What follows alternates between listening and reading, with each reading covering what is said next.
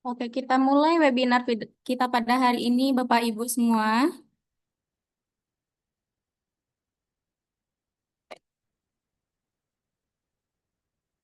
Assalamualaikum warahmatullahi wabarakatuh. Selamat siang dan salam semangat untuk kita semua. Puji syukur pada Allah SWT karena atas rahmat dan karunia-Nya kita dapat berkumpul secara virtual dalam acara webinar BIR Lisensi Nasional dengan tema Transformasi Pelayanan Publik Berbasis Teknologi Cerdas yang diselenggarakan oleh Samudra Ilmu Indonesia. Perkenalkan, saya Velia Elza yang akan memandu jalannya acara kita pada siang hari ini. Semoga Bapak Ibu semua dalam keadaan sehat dan pastinya bersemangat mengikuti rangkaian kegiatan kita sampai akhir nanti. Sebelum kita masuk ke acara inti, izinkan saya menyampaikan sedikit pengantar. Webinar kita ini bertujuan untuk memberikan wawasan dan inspirasi mengenai bagaimana teknologi cerdas dapat mendorong transformasi pelayanan publik yang lebih efisien, transparan, dan inovatif.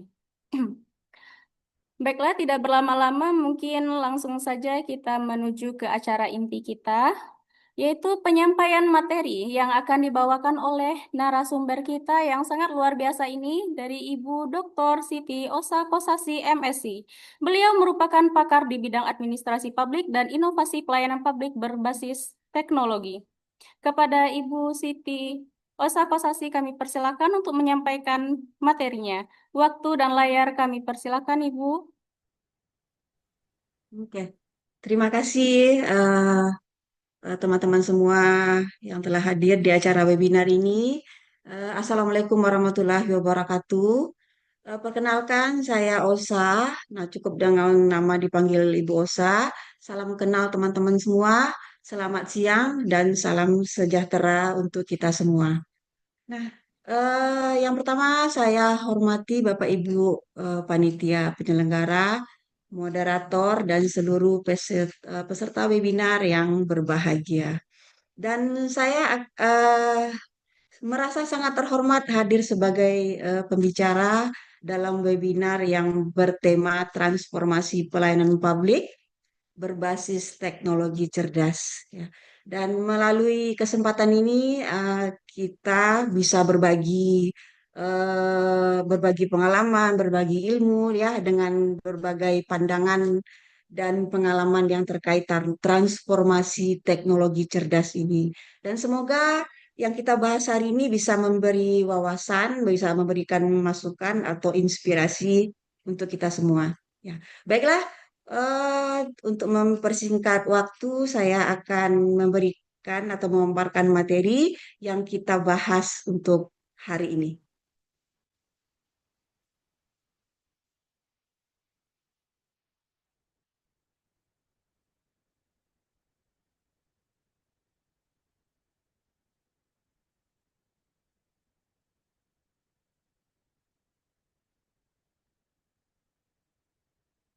Oke, teman-teman semua, Bapak Ibu semua, ini kajian di bidang ilmu saya sebagai orang administrasi publik di bidang keilmuan pemerintahan, manajemen publik dan birokrasi. Dan saya sebagai dosen di salah satu PTS di perguruan tinggi swasta di Kota Padang, Sumatera Barat. Jadi saya memaparkan untuk Bapak Ibu semua untuk menambah wawasan kita dalam pelayanan publik, bagaimana kita dalam bertransformasi teknologi cerdas ini. Ya. Di mengulas tentang transformasi pelayanan publik berbasis teknologi cerdas di tema kita, Bapak Ibu. Nah, yang harus kita lihat untuk pelayanan publik ini harus semua dikaitkan dengan yang namanya teknologi, ya, Bapak Ibu.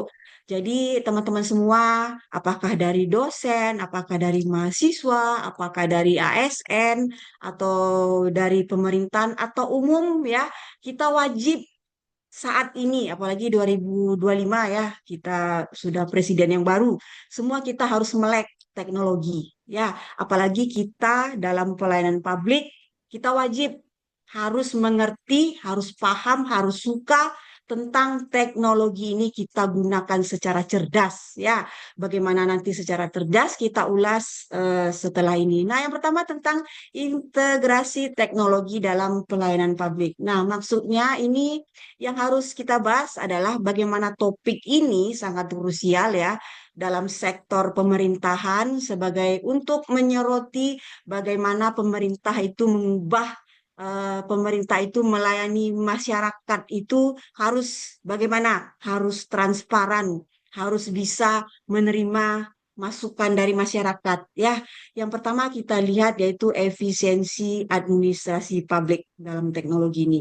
Kita untuk mengurangi birokrasi, untuk meningkatkan efisiensi proses ini melalui sistem e-governance, kita harus menggunakan beberapa aplikasi yang berbasis web. Jadi Bapak Ibu, dalam pemerintahan apapun sekarang, apakah sektor swasta, apakah pemerintahan, apakah layanan semuanya, kita semua berbasis web. Dan kita yang pasti menggunakan teknologi, ya, menggunakan aplikasi-aplikasi yang ada. Itu tergantung pemerintahan yang mana, atau mungkin kementerian yang mana, atau departemen yang mana, semua menggunakan teknologi yang berbasis web dan menggunakan aplikasi-aplikasi tertentu sesuai kebutuhan masyarakat. Ya, dan di sini yang pasti untuk bagaimana harusnya teknologi itu kita gunakan yang pasti bisa mengurangi waktu dan biaya untuk tatap muka. Jadi teman-teman semua yang hadir di sini ya kita menggunakan teknologi ini yang pasti kita bisa mempersingkat waktu,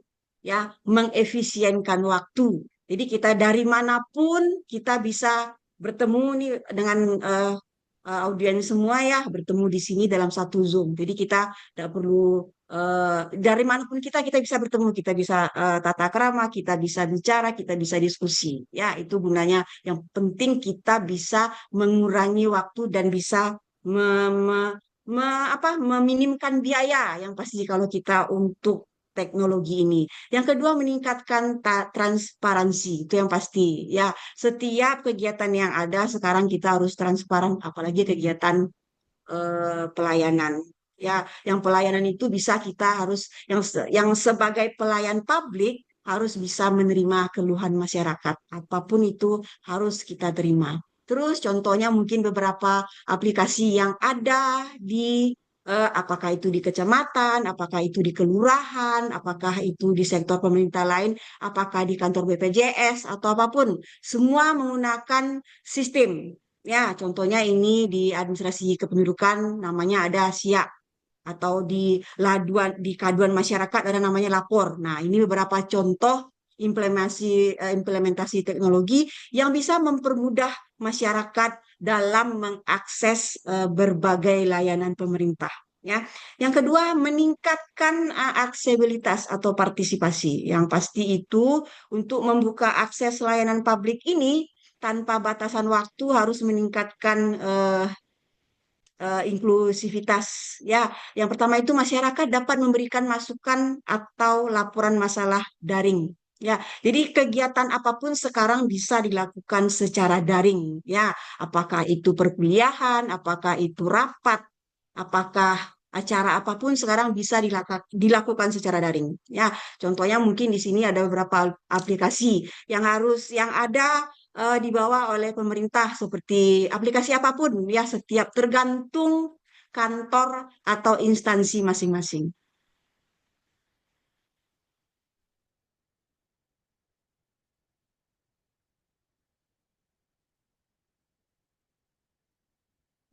Nah, yang ketiga yaitu meningkatkan kualitas pelayanan. Nah, di sini bagaimana kita sebagai pelayan publik, kita harus bisa meningkatkan kualitas pelayanan. Apakah itu di semua sektor, apakah itu pemerintahan, apakah itu sektor swasta, apakah itu pelayan dimanapun.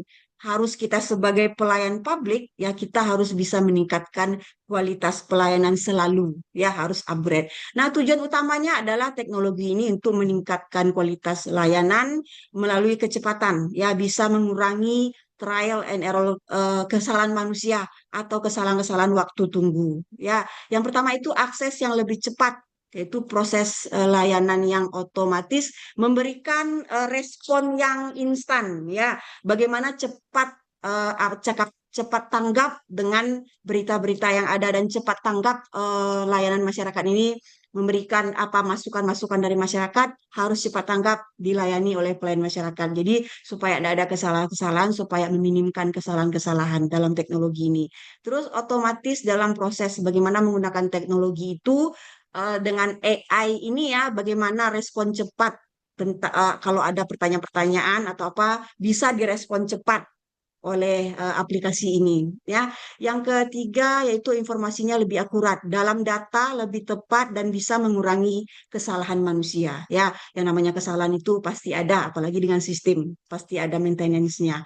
Di sini menggunakan platform digital dalam pelayanan publik bisa mengurangi biaya operasional yang pasti ya. Teknologi ini dengan adanya teknologi ini bisa mengurangi biaya ya, yang pasti juga meningkatkan transparansi. Jadi dalam kegiatan apapun bisa kita lakukan secara daring, bisa kita lakukan juga tatap muka dan bisa juga secara bersama-sama seperti ini, apakah luring, apakah daring itu bisa dilakukan dalam metode saat ini dalam pembelajaran ataukah dalam pemerintahan semua bisa dilakukan dalam keadaan daring juga bisa. Rata-rata kalau dalam saya sebagai dosen untuk tatap muka dan daring ini ada 40 60 harus ada. Daring itu harus ada, bisa meminimkan biaya operasional yang ada. Oke. Nah, apa tantangan yang ada dalam digital ini ya bisa kita lihat. Meskipun banyak keuntungan, yang pasti ada beberapa yang pasti teknologi itu berjalan dengan maksimal. Yang pertama adalah ketimpangan akses teknologi, ya, ketimpangan akses teknologi. Nah, di sini kita lihat dalam ketimpangan itu mungkin ada beberapa masyarakat yang masih belum bisa mengakses internet. Ya, dan mungkin juga ada yang belum terampil menggunakan teknologi, ya, dan bisa jadi juga belum maksimal menggunakan akses-akses ini. Nah, itu sebabnya bisa bisa macam-macam ya dari ketimpangan akses ini bisa dari gender, bisa dari lintas generasi ya. Contohnya mungkin eh, yang A atau yang B, yang A yang generasi 40, 50 atau 60 gitu. Yang B generasi 20, 30. Nah, itu beda dalam dalam pelaksanaan menggunakan teknologi ini sangat berbeda ya sangat berbeda. Jadi kita bisa lihat kalau yang aparatur negara atau ASN yang merekrut umur 25 ya yang fresh graduate pasti beda dengan yang mau pensiun ya. Kadang beberapa di pemerintahan mungkin atau mungkin bisa di sektor swasta kalau yang sudah umur 50 60 itu rata-rata yang sudah mau pensiun kan kadang ada beberapa yang melek teknologi, tapi ada juga yang tidak mau berubah. Ya, ada budaya yang tidak mau berubah dengan adanya perubahan teknologi ini, dia kurang bisa atau kurang bisa menerima. Ya, itu bisa bisa ada beberapa terjadi di masyarakat kita. Ya, dalam pemerintahan memastikan data pribadi warga terlindungi. Nah, kalau bicara data, kalau bicara teknologi, bagaimana supaya pemerintah ini bisa eh, apa menyimpan data kita ataukah aman data kita ini ya aman atau tidak itu kembali kepada pemerintahan kita. Mudah-mudahan data-data kita yang ada ini aman tidak kemana-mana ya, bisa aman di negara kita sendiri. Kalau bisa kita aman data kita privasi kita aman di negara kita sendiri. Nah, bagaimana cara transformasi digital ini dalam pemerintahan atau di e-governance? Ya, kita ulas, ada saya lihat beberapa dari beberapa penelitian, beberapa jurnal yang ada, ya, dengan studi kasus yang ada. Ini ada saya lihat tentang transisi menuju pemerintahan ini dengan langkah yang besar untuk melibatkan penggunaan perangkat. Ya, yang pertama penggunaan perangkat lunak. Bagaimana sistem digital ini supaya terstruktur ya harus ada. Yang kedua layanan daring menyediakan layanan pengurusan administrasi publik secara online harus kalau kita mungkin untuk orang yang di pertanahan bagaimana cara sebelum dia antri sebelum dia mengurus-urus yang lain harus ada mengisi form dulu supaya dia bisa memudahkan masyarakat dari manapun untuk mengisi apapun harus ada mengisi data dulu, tapi lewat online dulu. Nah, nanti direspon cepat oleh kantor yang bersangkutan. Harusnya seperti itu ya semua. Sekarang sudah ada semua pemerintahan, semua sektor manapun sudah mengenakan layanan daring ini sudah ada. Semua apakah itu layanan kesehatan, semuanya sudah menggunakan layanan daring yang studi yang ada gitu. Yang ketiga yaitu layanan terpadu. Nah, seperti beberapa layanan terpadu yang ada di Indonesia macam-macam ya aplikasinya macam-macam yang ada di Indonesia ya apa jadi maksudnya di sini tempat dan prosesnya itu cepat ya maksudnya mudah diakses gitu atau mungkin beberapa aplikasi mungkin ada seperti BUMD ya atau mungkin izin usaha atau perpanjangan SIM atau Samsat atau Dukcapil masing-masing itu ada aplikasinya supaya bisa memudahkan masyarakat bisa memudahkan akses ke sana. Jadi tidak perlu repot-repot harus antri, harus berlama-lama, harus berbolak-balik dan bisa meminimkan biaya. Kalau untuk layanan terpadu ini bisa sangat menguntungkan bagi masyarakat. Nah, pentingnya pelatihan pengembangan SDM ini untuk kita semua ya, untuk kita semua lah, terutama untuk ASN boleh, untuk umum boleh, untuk sektor swasta boleh, untuk guru atau dosen. Penting, sangat penting dalam pelatihan pengembangan SDM ini. Harusnya kita sebagai pelayan publik, kita harus bisa meningkatkan keterampilan ya. Keterampilan itu harus ada, harus selalu ditingkatkan. Apalagi kita di kelas ASN, harus ada selalu untuk seperti mengikuti berbagai macam kegiatan teknologi harus ada peningkatan harus ada pelatihan apapun itu harus ada selalu ada seperti per semester atau per tahun harus ada selalu harus continue belajar pengembangan SDM ini ya. Di sini kita lihat bagaimana meningkatkan keterampilan digital aparat pemerintah. Jadi seperti kita kata yang tadi ya eh, perbedaan gender mungkin perbedaan lintas generasi harus menerima meningkatkan keterampilan dalam teknologi itu kita harus menerima apapun itu kita harus menerima usia apapun kita menerima kegiatan apapun kita harus menerima ya terus memastikan pegawai dapat memanfaatkan digital ini secara efektif harus setiap kita di tahun 2025 ini kita harus efektif menggunakan teknologi.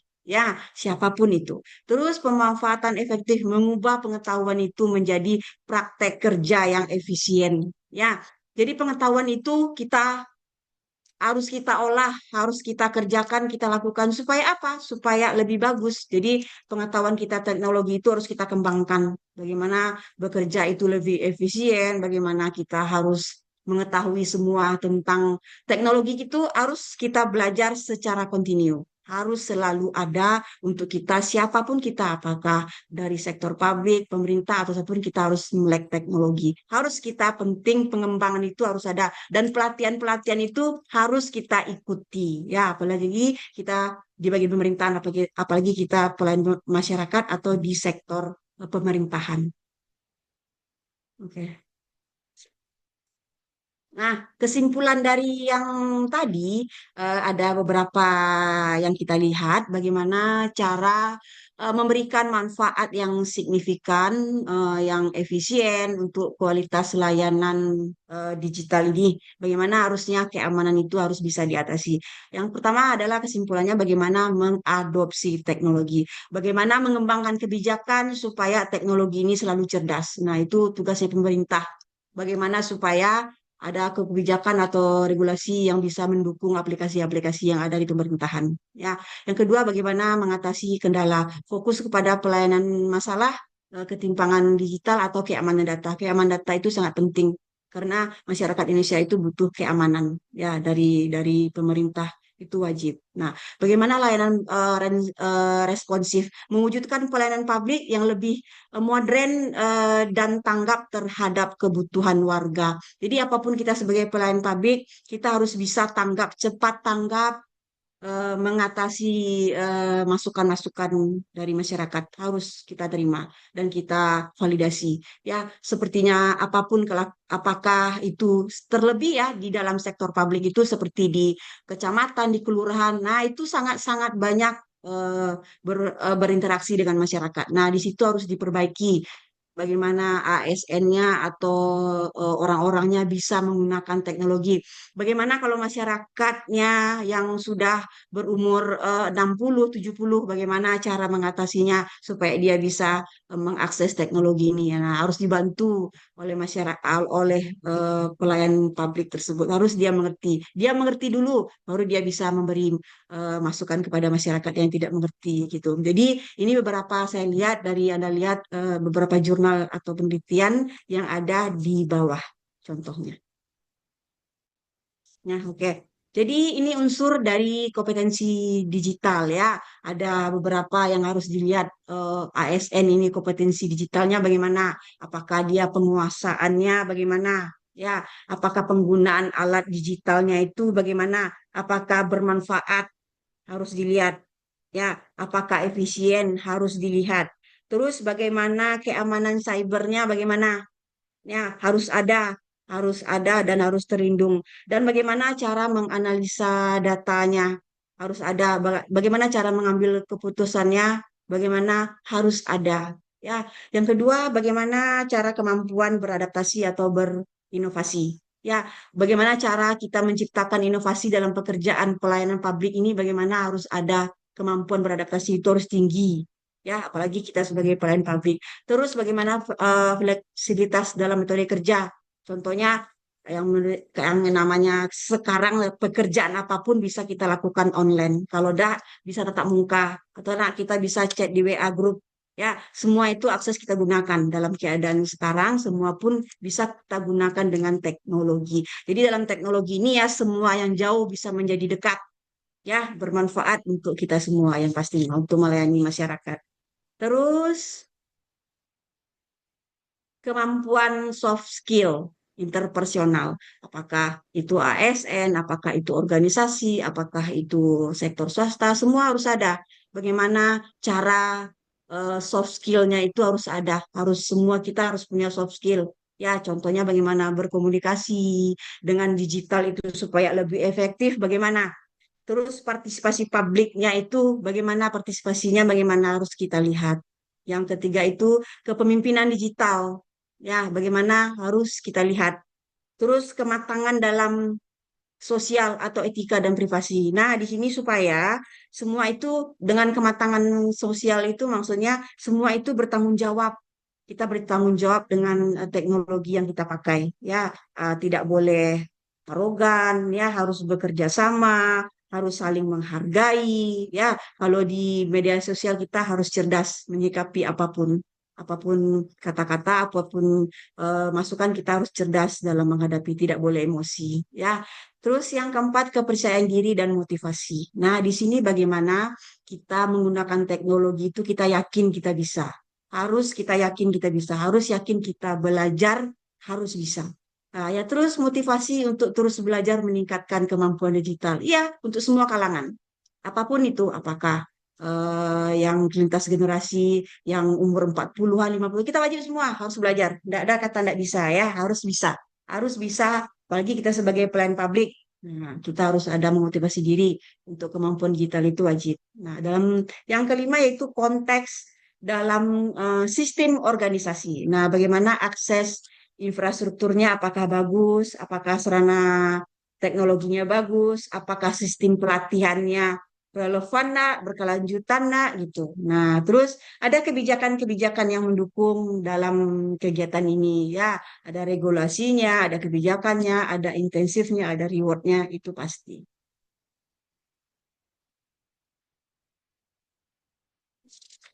Nah, tantangan utama dalam pengembangan kompetensi. Nah, kita lihat di sini ada beberapa yang harus kita lihat dalam berbagai hambatan ya yang terjadi di dalam digital ini. Yang pertama kita lihat kesenjangan digital, akses jaringan. Ya, akses jaringan itu antar nggak usah antar instansi ya, antar daerah antara Sumatera dan Jawa itu beda. akses jaringannya itu beda.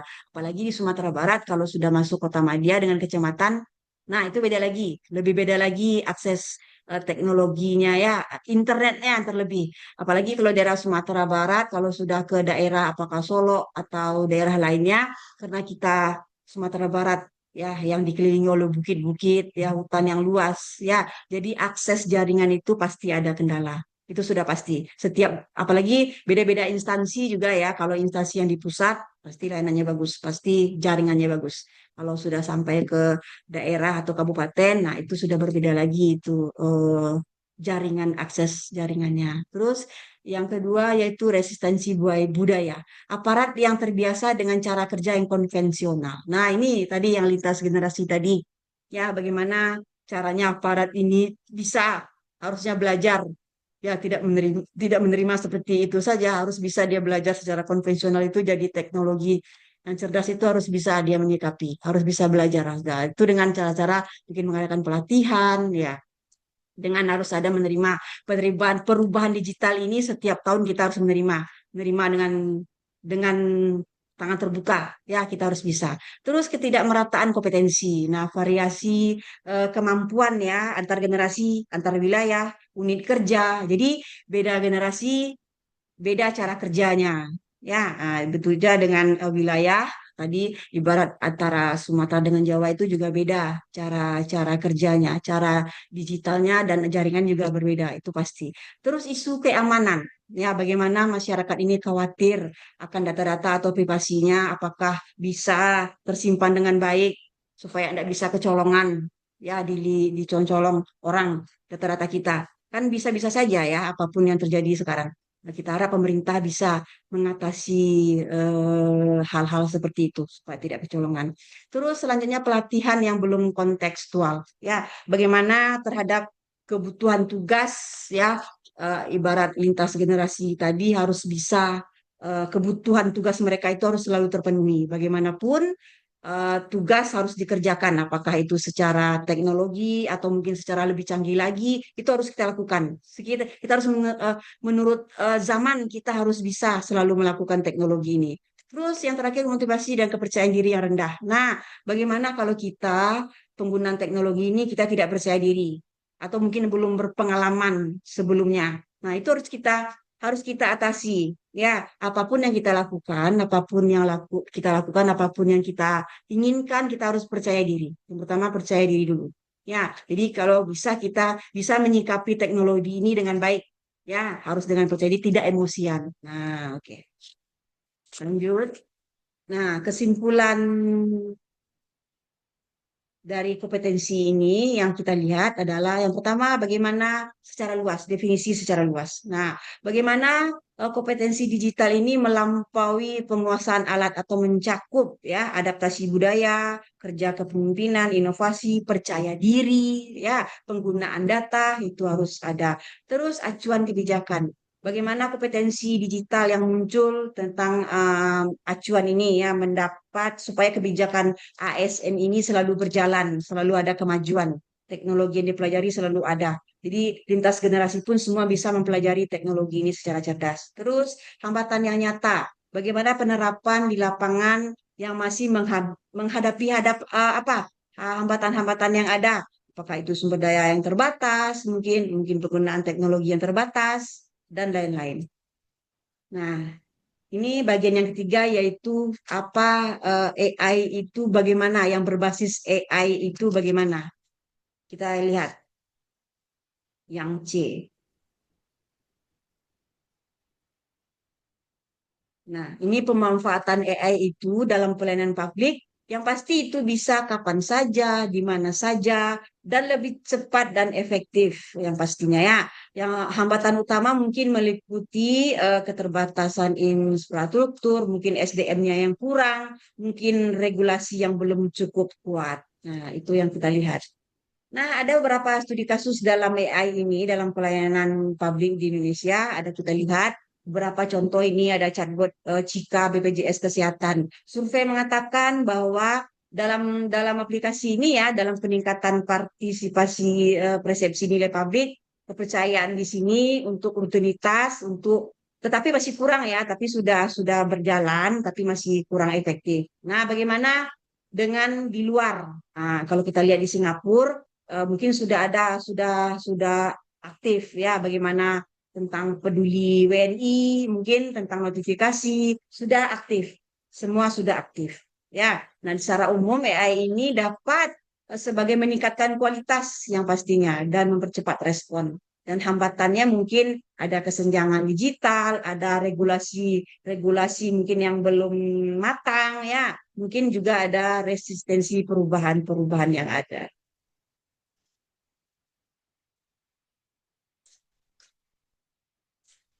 Nah, ini tantangan yang ada atau hambatan yang ada di AI. Bisa kita lihat di sini, teman-teman semua lihat perbatasan infrastruktur. Ya, ada jaringan teknologi yang belum memadai dan belum merata. Terus ada beberapa kompetensi SDM yang masih kurang. Ya, belum bisa memanfaatkan AI. Terus regulasi mungkin belum ada. Ketersediaan data juga belum akurat ya, belum relevan, belum terstruktur juga. Terus skala keberlanjutannya mungkin masih kecil gitu. Pemeliharaan sistemnya mungkin masih kurang ya.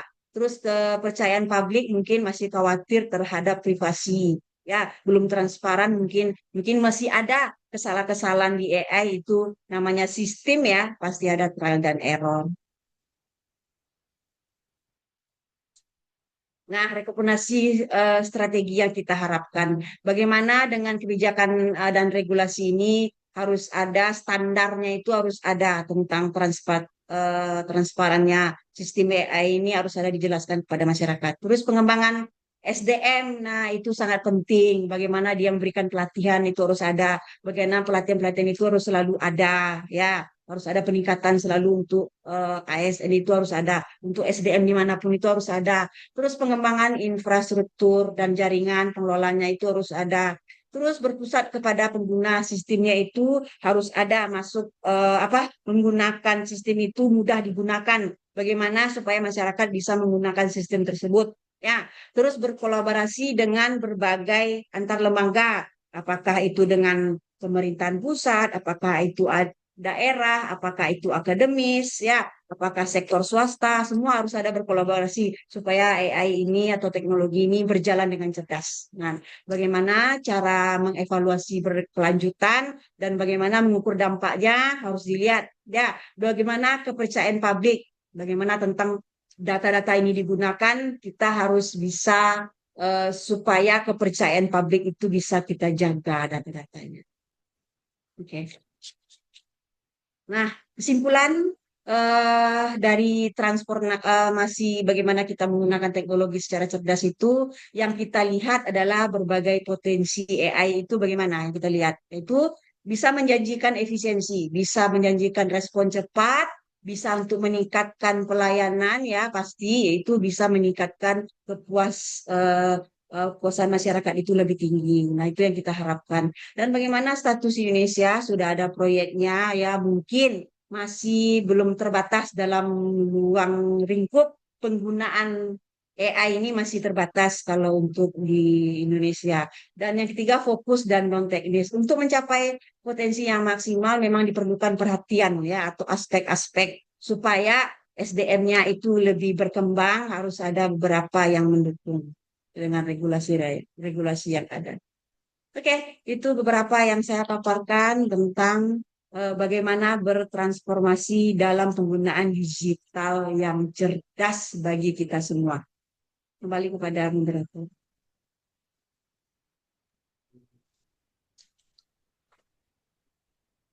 Masya Allah sekali, terima kasih kami ucapkan kepada Ibu Osa atas pemaparan yang sangat inspiratif dan membuka wawasan kita semua. Ya, dari penjelasan tadi mungkin dapat disimpulkan mengenai transformasi pelayanan publik ini sangat memiliki banyaknya keunggulan. Nah, yang pastinya itu eh, peningkatan efisien dan aksesibilitas kita juga meningkat, kemudian prosedur lebih ringkas dan cepat gitu, dan transparan lebih pastinya ya. Di lain itu tidak hanya dalam keunggulan saja, tentunya pasti ada tantangan tersendiri dalam transformasi pelayanan publik ini. Seperti akses terbatas, mungkin tidak semua daerah yang memiliki akses teknologi cerdas seperti yang di kota-kota mungkin ya Bu ya. Selanjutnya mungkin kita masuk ke sesi tanya jawab. Bagi peserta yang ingin bertanya, eh, kita tuh cukup menuliskan pertanyaan di kolom chat atau raise hand, nanti akan kami pilih berapa pertanyaan untuk dijawab langsung oleh narasumber kita. Oh ya, nggak lupa juga kami dari eh, penyelenggara membagikan hadiah pulsa kepada 5 penanya tercepat ini, Bapak Ibu Ibu. Oke, untuk tanya jawab kita buka.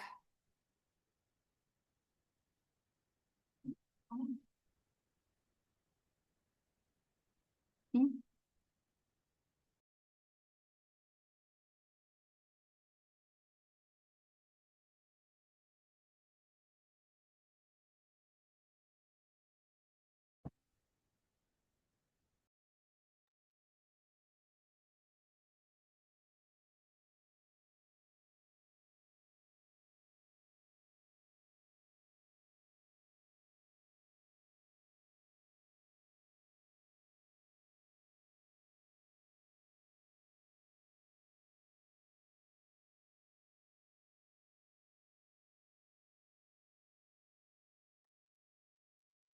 Oke, ini ada pertanyaan dari Bapak Faisal nih, Bu.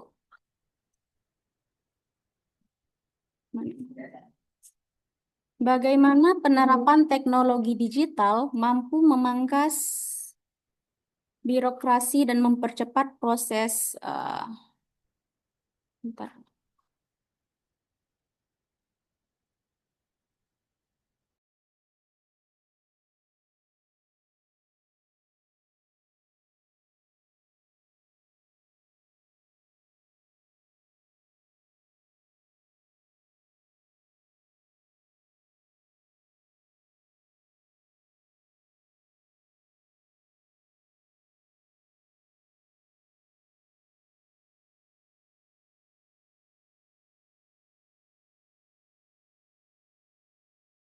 Dijawab langsung, moderator. Bentar, Ibu.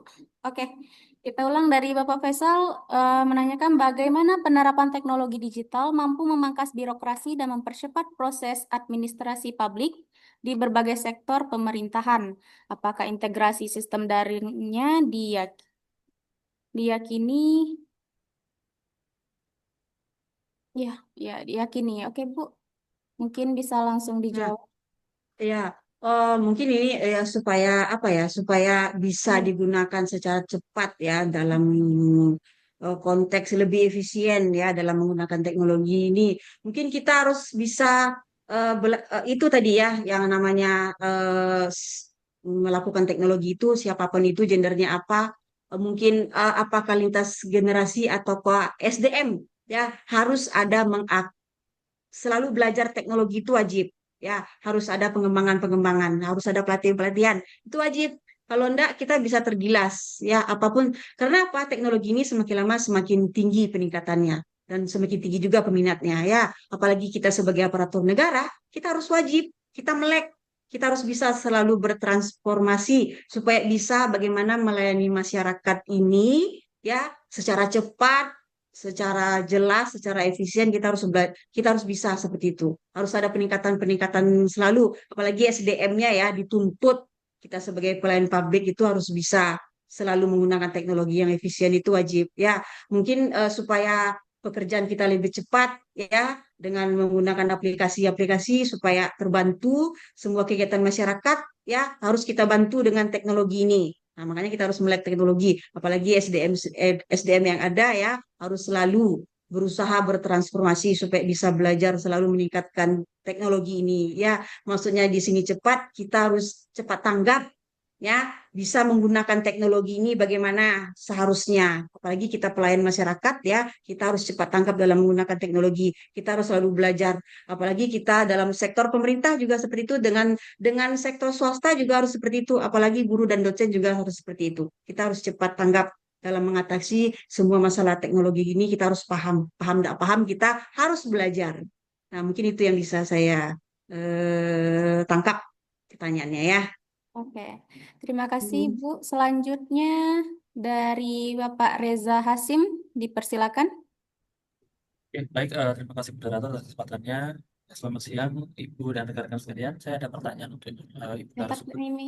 Seperti kita tahu kan, pemerintah sekarang menuntut dan ya mempressure para ASN serta birokrat-birokrat ini untuk melakukan transformasi digital ya. Tetapi kita tahu bahwa dari Sabang sampai Merauke itu kan tidak merata, bahkan beberapa ada yang susah susah sinyal sekali. Nah, menurut Ibu apakah hal ini itu justru nantinya akan menimbulkan eh, resistensi atau karena susah sumber dayanya jadi menimbulkan rasa malas di antara eh, para apa biasanya dibilang para pelayan publik ini. Menurutku bagaimana strategi untuk membangun budaya organisasi birokrasi yang tidak takut pada teknologi melainkan dapat melihatnya sebagai mitra kerja dan peluang untuk meningkatkan kapasitas pelayanan publik. Terima Oh kasih. ya, oh ya, oke, Pak. Eh, ini ya supaya lintas generasi ini tidak takut dalam menggunakan teknologi ya, supaya meningkatkan mutu kualitas organisasi kita ya. Ya, itu tadi kita kembali ke SDM tadi. Bagaimana cara, apakah itu pemerintahan, apakah itu swasta, apakah itu dosen, apakah umum, bagaimana cara kita menggunakan teknologi secara efisien itu kita harus belajar. Ya, harus kita upgrade selalu ilmu itu. Jangan menolak, jangan menolak namanya teknologi itu kita tidak boleh menolak. Ya, apapun kemajuan zaman kita tidak bisa menolak. Apapun itu, siapapun kita. Ya, apalagi kita seorang pelayan publik. Ya, apalagi kita seorang pemerintahan, seorang ASN. Ya, kita wajib dengan cara meningkatkan kegiatan itu supaya kita paham bagaimana ya dengan mengadakan pelatihan-pelatihan harus selalu yang mana teknologi selalu ada yang terbaru. Nah, kemarin apa? 5G, sekarang 4G, sekarang AI. Kita harus paham, harus harus wajib kita mengetahui. Nah, itu bagaimana caranya mungkin ada dukungan-dukungan mungkin ya, regulasi atau kebijakan dari pemerintahannya, dari organisasinya, dari pimpinannya harus berkolaborasi, harus bisa bekerja sama supaya bagaimana SDM-nya ini bisa selalu meningkat kualitasnya. Ya, apapun itu. Dan ada support ya, support dan motivasi dari organisasi itu harus wajib ya. Bagaimana SDM-nya biasa-biasa aja kalau yang bikin kebijakan atau mungkin pimpinannya tidak termotivasi ya untuk meningkatkan kinerja SDM-nya bagaimana? Harusnya pemimpin itu harus lebih memahami kualitas SDM bawahannya itu harus mengerti, harus mensupport semua kegiatan. Ya, jadi semua semua pihak harus terlibat dalam meningkatkan SDM organisasi ini semua harus terlibat dan yang jelas harus selalu mengadakan pelatihan-pelatihan. Harus ada. Apa lintas generasi atau generasi apapun harus mengerti dan juga harus ada support dan dukungan dan motivasi dari semua pihak itu harus. Ya enggak bisa diri kita saja enggak bisa jadi ya kalau itu kan keinginan dari diri sendiri sebetulnya ya. Tapi kalau tidak ada support dari yang lain itu juga agak susah apalagi kalau yang generasi mau pensiun yang 50 60. Nah, itu bisa jadi dia lambat memahami. Tapi ada juga beberapa yang efisien dan efektif dalam menggunakan teknologi itu dia mau belajar, bisa gitu. Tapi tetap ada lingkungan sekitar itu menunjukkan bahwa SDM yang bagus itu lingkungan sekitar organisasi itu biasanya mendukung, sangat-sangat mendukung dan harus mendukung. Itu seharusnya Pak ya. Baik, terima kasih banyak Ibu atas jawabannya. Ya kan, kadang kita tahu kalau ya beberapa senior-senior secara hierarki itu kan kadang-kadang memang ya agak gampang-gampang susah gitu, terutama untuk diajak eh, melakukan sebuah budaya baru dalam hal ini transformasi. Jadi, terima kasih Ibu atas masukan dan Oke Pak, saran-sarannya. Terima oke kasih. oke. Mudah berupaya. Ya, terima kasih Bu. Selanjutnya dari Bapak Dadang Kurniawan. Halo, Assalamualaikum. Waalaikumsalam. Waalaikumsalam warahmatullahi wabarakatuh. Selamat sore Uni. Ya, Saya Dadang Kurniawan dari Dukcapil Sumulu, oh ya, Provinsi oke. Aceh, Provinsi Aceh. Masya Allah. Oke, selamat. Kebetulan saya Assalamualaikum. adalah kebetulan saya adalah salah seorang dari operator SIA. Jadi ada Hmm, satu pertanyaan lah mungkin yang bisa saya ajukan dari sekian banyak yang saya sudah chat tadi. Di ya. sini saya ingin menanyakan bagaimana mengatasi tantangan keamanan data dan privasi dalam implementasi AI dalam pelayanan publik. Dan bisakah itu dipertanggungjawabkan dan diatasi jika ada kesalahan? Seperti contoh kasus seperti kami di SIA, ya kan? Banyak beredar Hmm, data-data kependudukan. Sementara kami hmm. tidak pernah menyebarluaskan mau KK, mau akte kelahiran, tapi tiba-tiba dikatakan data itu bocor gitu. Jadi bagaimana solusinya itu, Li? Terima kasih, Li. Nah, oke. Nah, solusi supaya eh, data itu tidak bocor ya, sementara kita tidak ada membocorkan, niat membocorkan tidak ada, apalagi membocorkan secara sengaja itu tidak ada. Nah, bagaimana cara mempertanggungjawabkannya ya? Mungkin dari pihak pengelola, dari perusahaan, dari instansi ya bisa memastikan data itu aman. Mungkin dengan mempertanggungjawabkan kerahasiaannya ya. Nah, tidak boleh diakses oleh orang-orang yang tidak berhak, tidak boleh ya. Terus bagaimana supaya tidak boleh mengubah mengubah tanpa izin ya, itu seharusnya ya.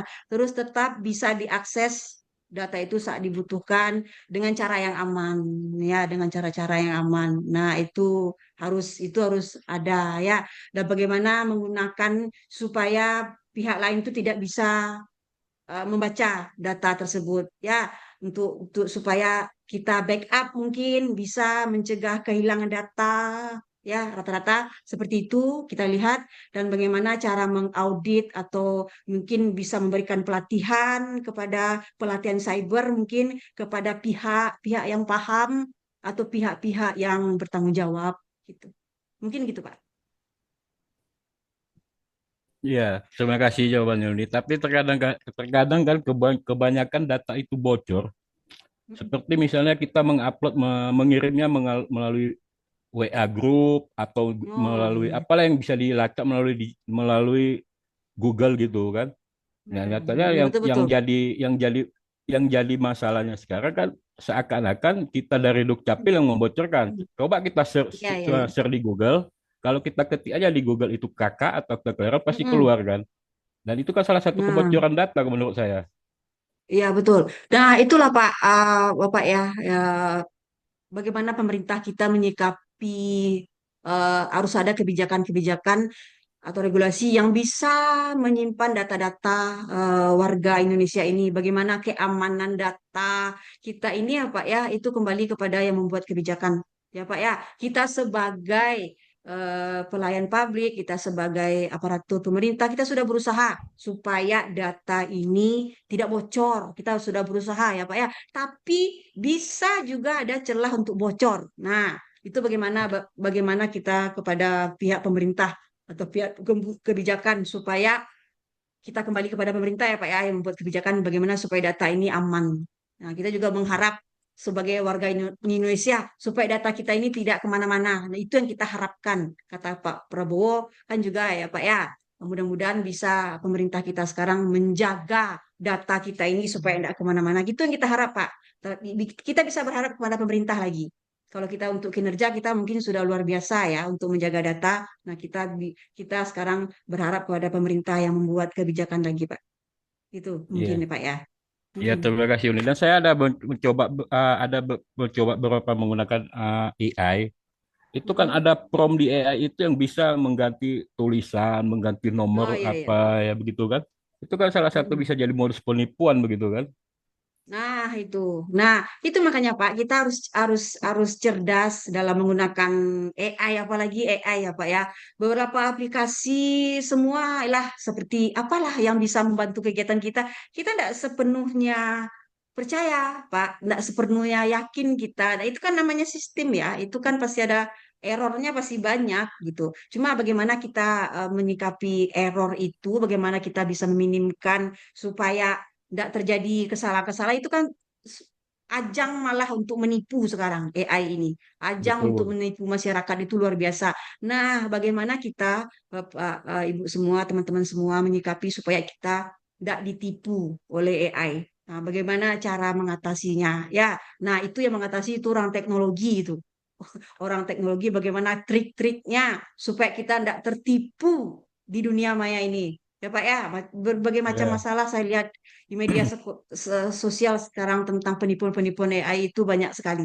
Nah, itu bagaimana teknologi menyikapi lagi, bagaimana orang-orang sistem-sistem teknologi ini bisa meminimkan masalah-masalah yang merugikan masyarakat. Nah, mungkin dikaitkan dengan orang ADM publik, Pak, orang ADM publik ya sebagai pelayan masyarakat sebatas untuk belajar teknologi, memahami teknologi, mengetahui, mengimplementasikan itu wajib.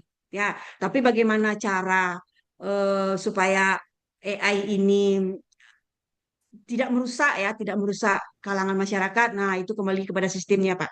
Sistem yang ada. Bagaimana cara sistemnya itu yang kita tanya itu kepada orang teknologi itu atau mungkin membuat kebijakan dalam penggunaan AI ini.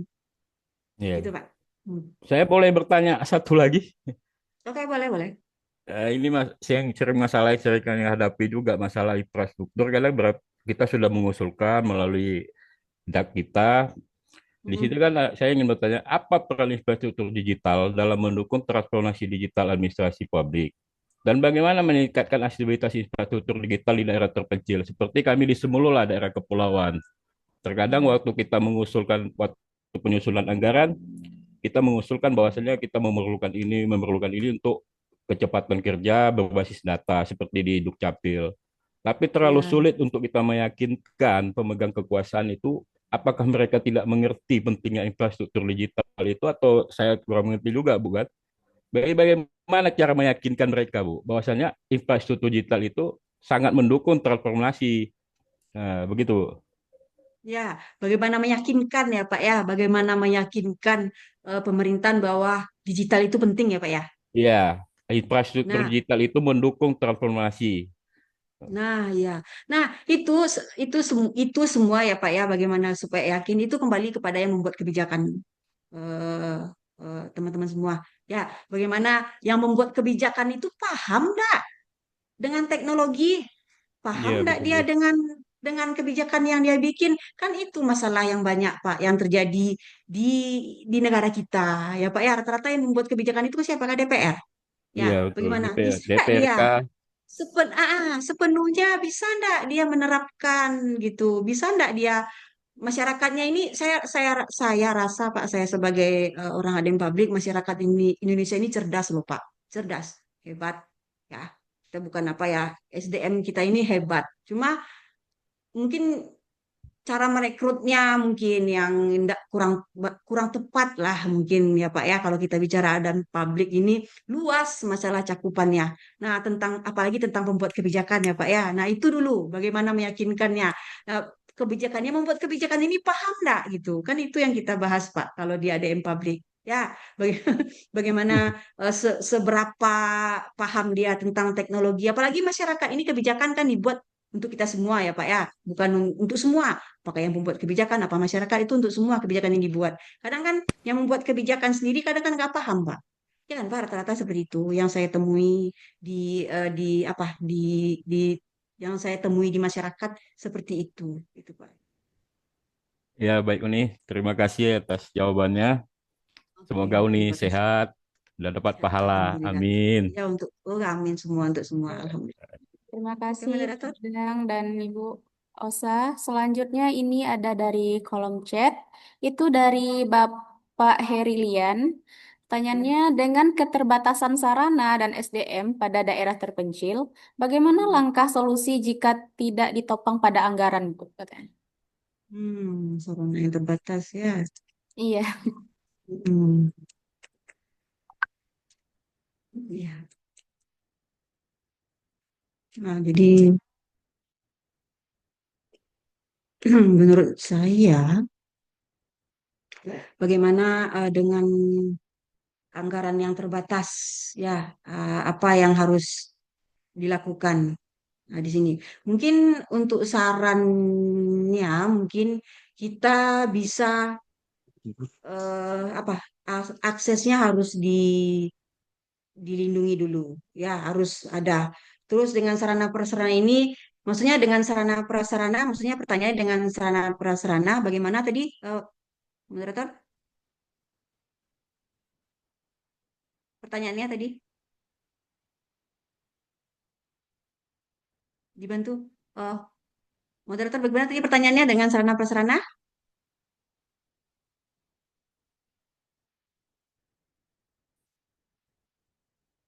Enggak dengar. Oke, maaf Bu. Suara-suara. Iya, Ya, dengan keterbatasan sarana dan SDM pada daerah terpencil, bagaimana ya. langkah solusinya jika tidak ditopang pada anggaran? Nah, ya, kita bicara anggaran. Ya, kita bicara anggaran.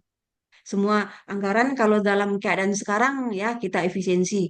Prabowo menekankan kita efisiensi. Nah, bagaimana dengan sarana prasarana kalau anggarannya dipangkas semua? Tidak akan terjadi, tidak akan efisien. Sedangkan ada anggaran, ya pasti banyak potongan-potongan juga, tidak efisien juga. Apalagi anggaran yang dipotong-potong. Bagaimana sarana prasarana akan bagus? Bagaimana apa teknologi kita akan bagus? Itu tidak akan terjadi. Saya rasa seperti itu. Ya, dengan bagaimana kita mendukung sarana prasarana ini, kalau tidak dengan ada anggaran, apalagi daerah-daerah terpencil, dia perlu sarana prasarana ini dengan infrastruktur, mungkin dengan teknologi, mungkin dengan internet, apalagi ya semua semua dari pemerintahan manapun itu, apalagi di daerah terpencil itu sangat membutuhkan teknologi ini, sarana prasarana ini. Kalau dengan anggaran yang terbatas, bagaimana? Ya, tidak bisa. Ya, enggak bisa. Kalau yang namanya anggaran untuk sarana prasarana, apalagi di daerah terpencil itu enggak bisa. Saya rasa enggak bisa. Nah, bagaimana mengatasinya? Nah, kembali kepada yang membuat kebijakan dengan sarana prasarana ini supaya bisa teratasi. Itu kembali kepada yang membuat kebijakan.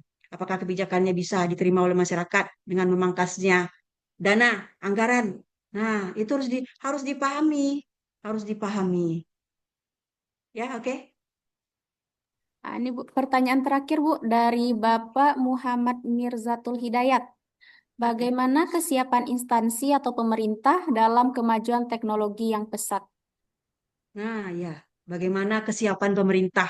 Nah, Hmm. ya, ini kan yang kita lihat ya dalam temuan-temuan studi-studi yang dilihat ya yang terjadi di masyarakat. Bagaimana pemerintah ini menyikapi teknologi pada saat ini. Kalau saya lihat ya, saya lihat dengan studi yang ada untuk pemerintahan Indonesia dalam menggunakan teknologi sudah bagus ya. Cuma mungkin masih di daerah-daerah tertentu ya, seperti daerah pusat, seperti daerah Jakarta, daerah Jawa, daerah Medan, Surabaya, Sumatera Barat juga sudah menggunakan efisien menggunakan teknologi AI itu sudah cuma belum sempurna ya implementasinya belum sempurna. Sudah ada mungkin sudah sekitar 60% kita sudah menggunakan teknologi ini, sudah memahami. Nah, itu juga SDM-nya mungkin juga sudah bagus ya untuk saat sekarang sudah bagus, cuma perlu ditingkatkan penggunaan AI ini bertransformasi untuk supaya kita lebih cerdas itu harus ditingkatkan dengan cara apa? Dengan cara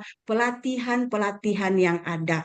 Harus ada kita ikuti. Apapun itu, kita harus melek ya, harus belajar selalu mengupgrade diri dalam menggunakan teknologi ini. Wajib. Oke. Oke, terima kasih Ibu atas sesi tanya jawab kita. Selanjutnya,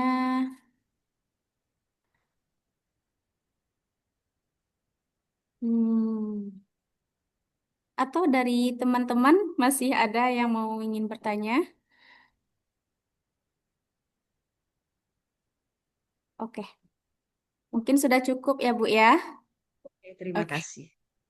ya, uh, ya. Luar biasa sekali ya materi dan diskusi kita hari ini.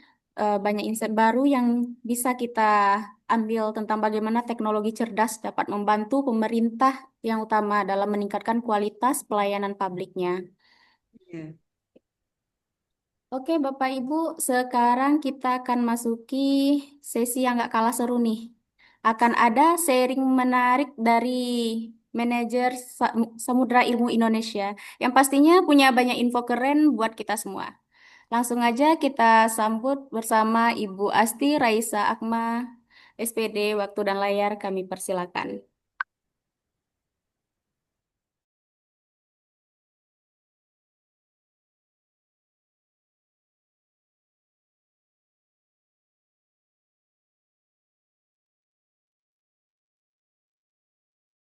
Baik, Assalamualaikum warahmatullahi wabarakatuh.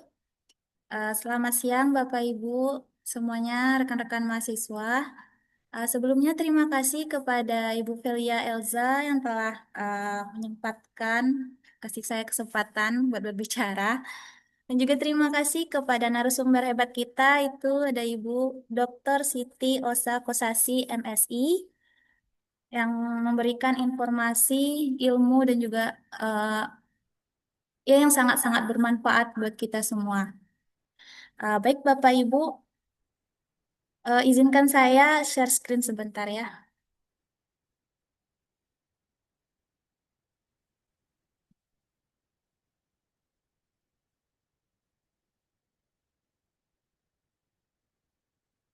Apakah sudah terlihat?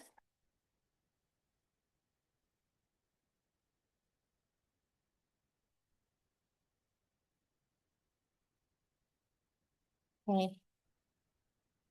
Baik Bapak Ibu rekan-rekan mahasiswa, sebelumnya perkenalkan, saya Asti Raisa Akma, biasa disapa Raisa.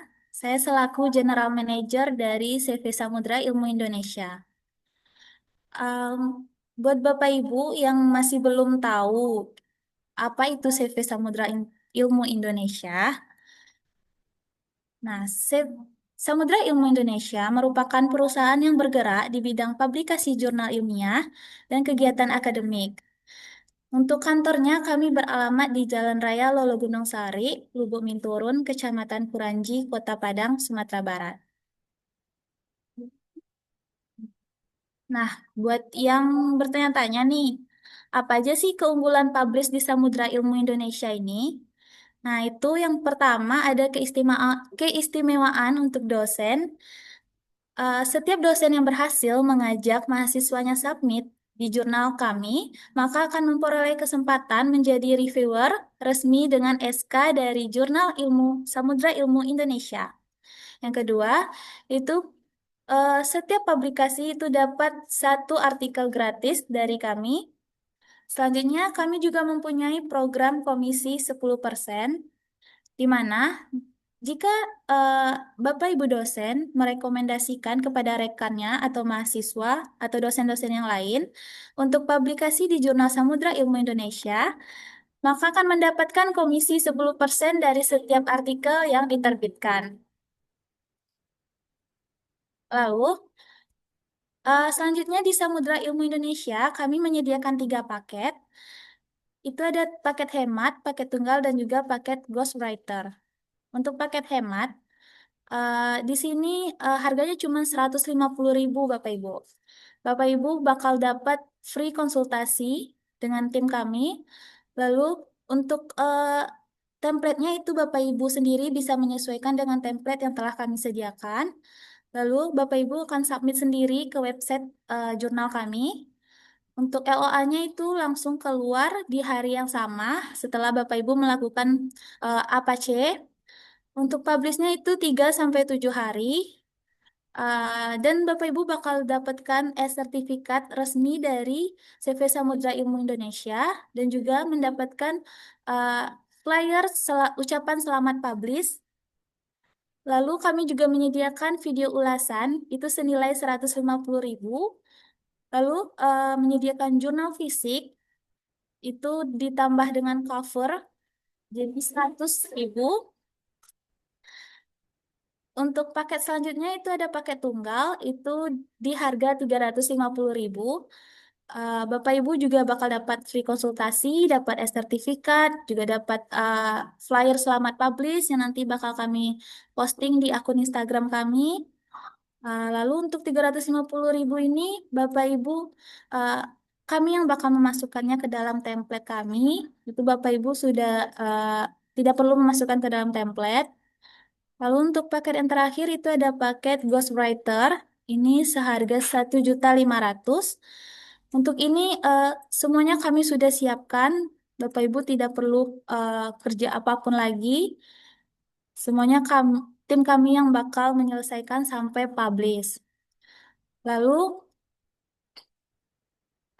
lanjut untuk skop-skop ilmu yang ada di jurnal kami, itu ada beberapa ya, bisa Bapak Ibu lihat sendiri di layar.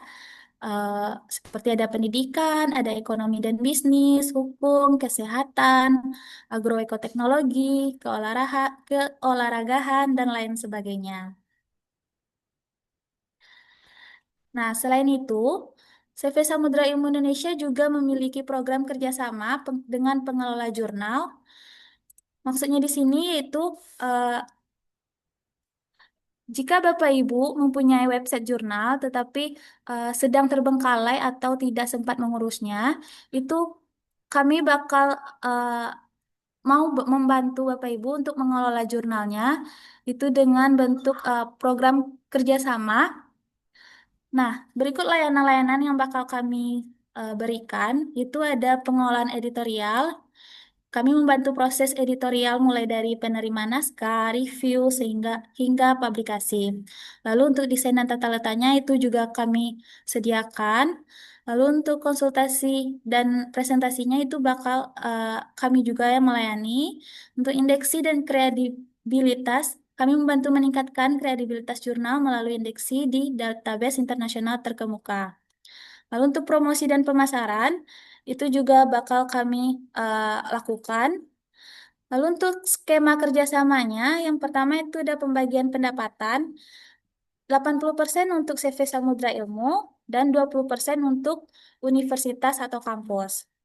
Nah, untuk durasi kerjasamanya ini dapat disesuaikan dengan kebutuhan dan perjanjian bersama. Lalu yang terakhir untuk komitmennya, kami menjamin pengelolaan yang transparan dan profesional. Lanjut,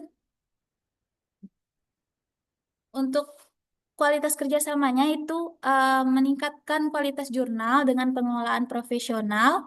Jurnal kampus Anda akan lebih kredibel dan berkualitas.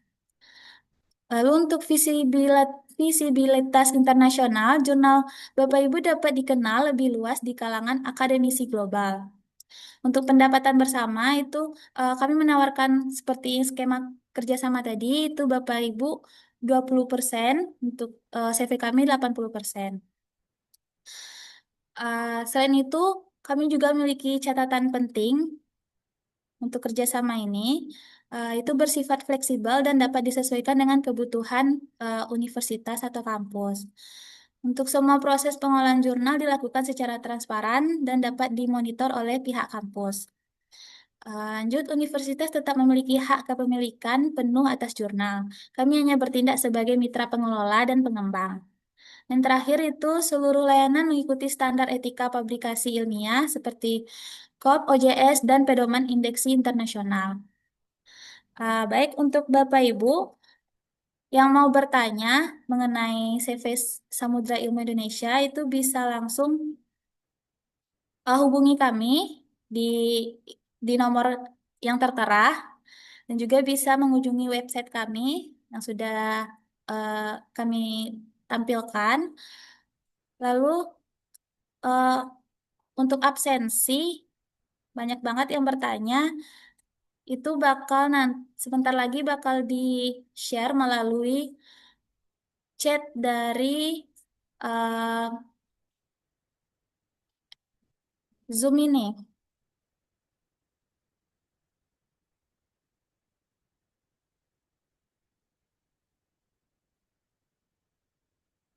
Share.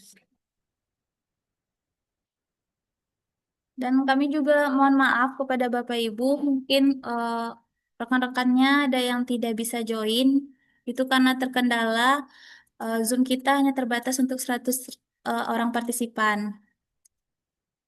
Jadi nanti untuk tayangan ulangnya bisa ditonton di YouTube kami di Samudra Ilmu Indonesia. Oke, Bu, baik sekian mungkin penjelasan dari saya.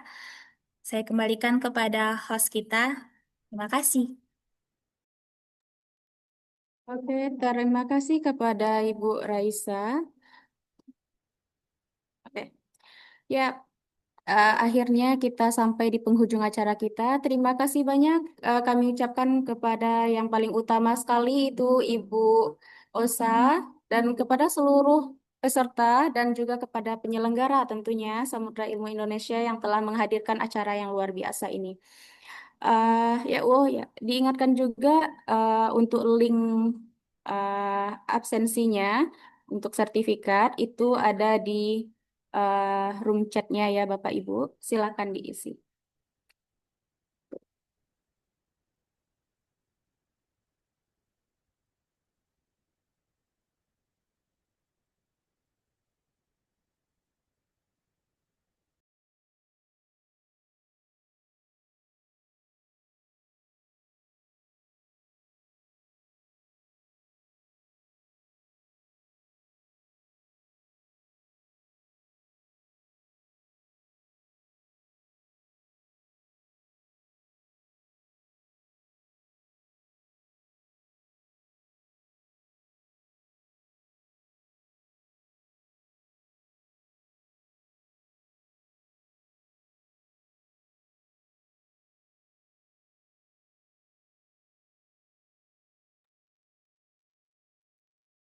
Sembari mengisi link absensi kita, eh, alangkah lebih baiknya, siapa tahu kita akan bertemu kembali nih, Bapak Ibu. Jadi kita foto bersama dulu ya. Oke, on cam semua ya, Bapak Ibu. Terima kasih.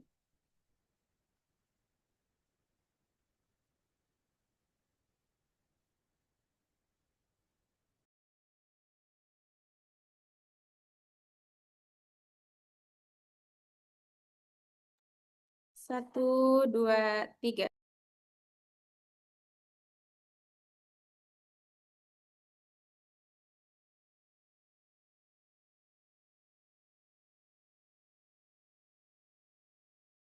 Oke.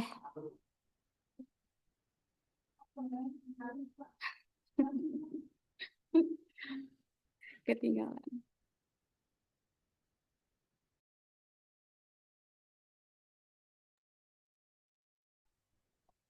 Apakah semuanya sudah mengisi link absensi yang tertera? Bapak Ibu semua. Kalau belum, Sudah. oke. Sudah Kak, belum. Oke, ditunggu.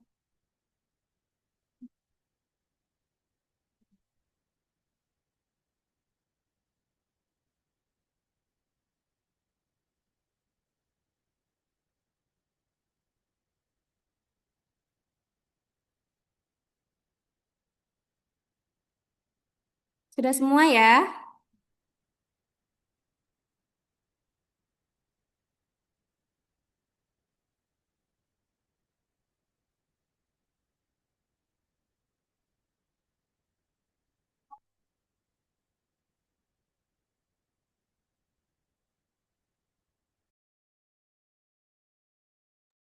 Ya, lanjutkan Pak Alfa isi linknya.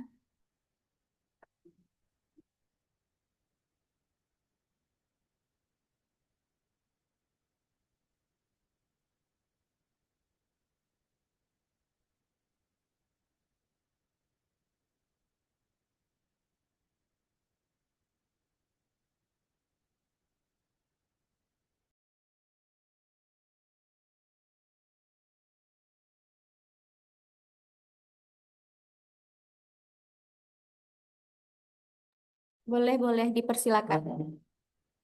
Nama lengkap aja.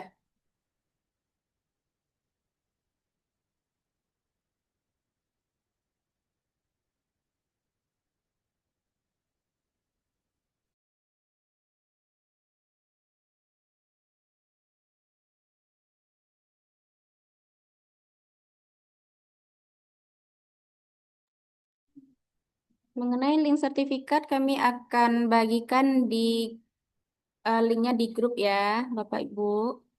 Sabar menunggu.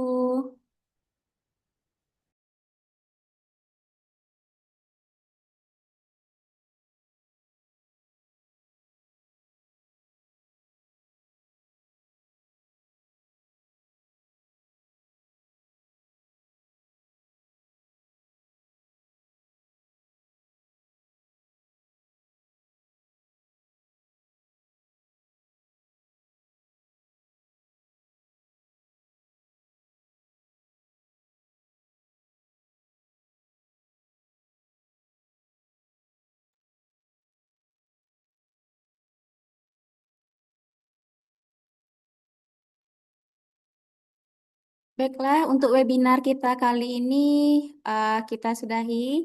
Dan terima kasih banyak sekali lagi Ibu kepada Ibu Osa sebagai pemateri yang sudah menyampaikan materi yang sangat luar biasa.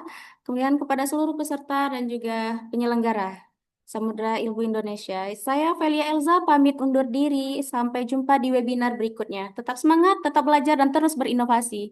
Selamat siang dan sampai bertemu kembali. Assalamualaikum warahmatullahi wabarakatuh. Terima kasih.